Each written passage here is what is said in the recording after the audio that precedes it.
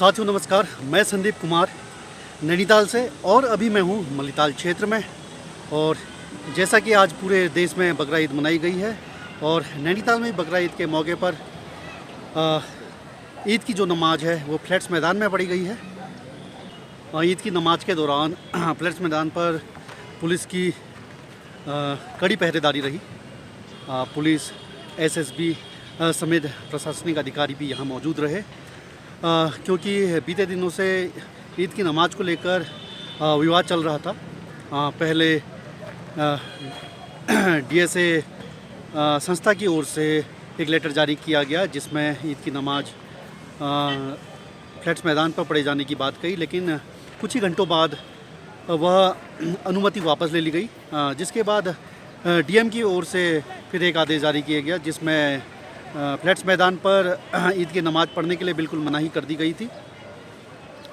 लेकिन हाईकोर्ट में मामला जाने के बाद फिर से हाईकोर्ट ने फ्लैट्स मैदान पे 1 घंटे के लिए 9 बजे से 10 बजे तक 1 घंटे के लिए यहाँ पर ईद की नमाज़ अदा करने की अनुमति दी थी, आदेश जारी किया था, जिसको देखते हुए आज सुबह 9 बजे से लगभग 9:30 बजे तक यहाँ पे ईद की नमाज अदा की गई।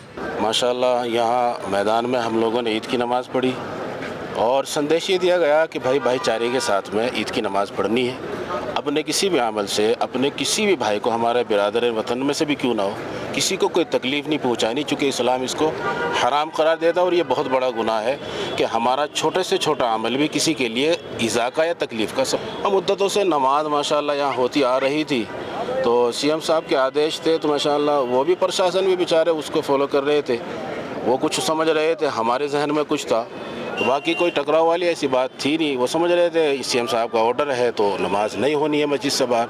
हमारी समझ में यह आ रहा था कि भाई रोडों पे नमाज पढ़ने से मना किया गया, मैदान में जहाँ किसी के लिए कोई रुकावट, कोई तकलीफ़ का ज़रिया ही नहीं है, और जो है कि ब्रिटिश के ज़माने से ये पुरानी परंपरा चली आ रही है, तो हमने दरख्वास्त डाली वहाँ से, अल्लाह के फजल से वो हमारे लिए मंजूर हो गई, बस हमने यहाँ नमाज़ पढ़ ली पूरा। हाँ, ये तल्लीताल से भी कुछ लोग यहाँ नमाज के लिए आते हैं, लेकिन अभी मुझे खबर मिली है कि तल्लीताल में कुछ लोगों को रोका गया यहाँ आने के लिए, उनकी नमाज रह गई है।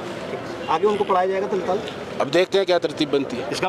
निश्चित रूप से ऑर्डर के अंतर्गत जो है लॉ एंड ऑर्डर मेंटेन करने के लिए लगभग एक कंपनी सीएपीएफ और एक कंपनी के आसपास जो है हमारा पीएसी और उसके अलावा जनपद के विभिन्न थाने का और चौकी इंचार्ज, थाना इंचार्ज और भारी पुलिस बल, PAC, fire, tear gas squads, firing squads, वो सब कुछ हमने डिप्लॉय किया था।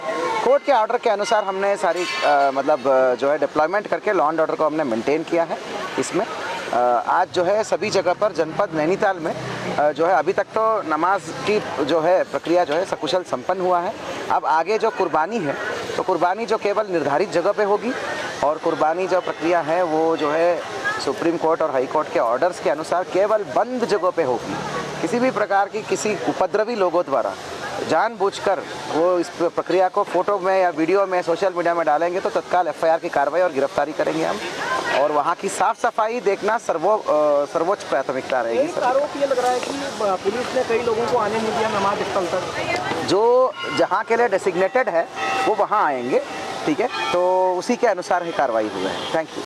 आपके राज्य की खबरें, आपके शहर की खबरें सबसे पहले जानने के लिए देखते रहें अमर उजाला। चैनल को सब्सक्राइब जरूर कर लें और पाएं हर अपडेट।